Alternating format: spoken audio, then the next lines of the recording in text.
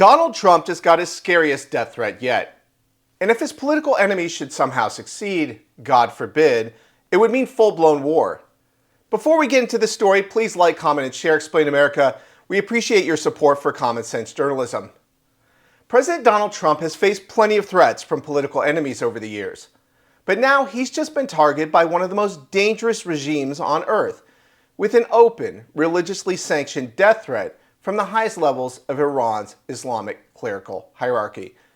In a chilling fatwa issued this week, Grand Ayatollah Nasser Makarem Shirazi declared that anyone who threatens Iran's supreme leader, Ayatollah Ali Khamenei, including President Trump, is an enemy of God, or Mahareb, a designation under Iranian law that carries a potential sentence of execution, amputation, crucifixion, or exile.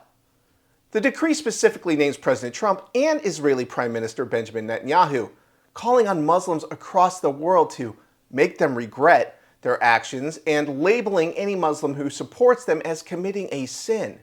Quote, any person or regime that threatens a leader is considered a warlord or mahareb, unquote, the ruling states. This is not some fringe cleric issuing a rogue statement. Makarem Shirazi is one of the most senior religious authorities in the Islamic Republic. His fatwa is a religious call to action, one that Iran has historically taken seriously. Just ask author Salman Rushdie, who spent decades in hiding after a similar decree and was nearly killed in a brutal 2023 knife attack. The fatwa comes amid renewed Iranian aggression following the 12-day war launched on June 13th, in which Israel, and later the United States, struck major Iranian nuclear facilities. Iran responded with ballistic missile strikes against U.S. and Israeli targets. In the wake of the chaos, the regime has now made Trump a religious and political target, ramping up fears of global terrorism. And Trump knows it.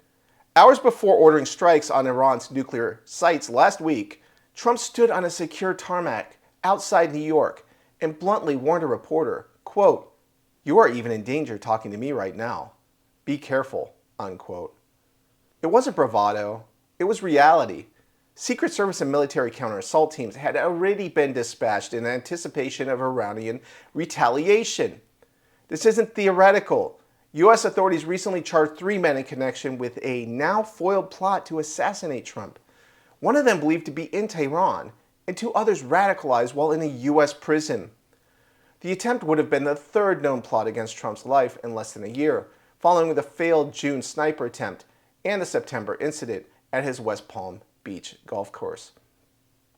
Despite Iran's public denials, intelligence officials have warned for years that Tehran has been plotting revenge for the 2020 drone strike that took out terror mastermind Qasem Soleimani. And now, with this fatwa, Iran may be signaling its intent to escalate and unleash its global terror network to target Trump personally. President Trump has remained clear. If Iran touches a hair on his head, it will face total annihilation.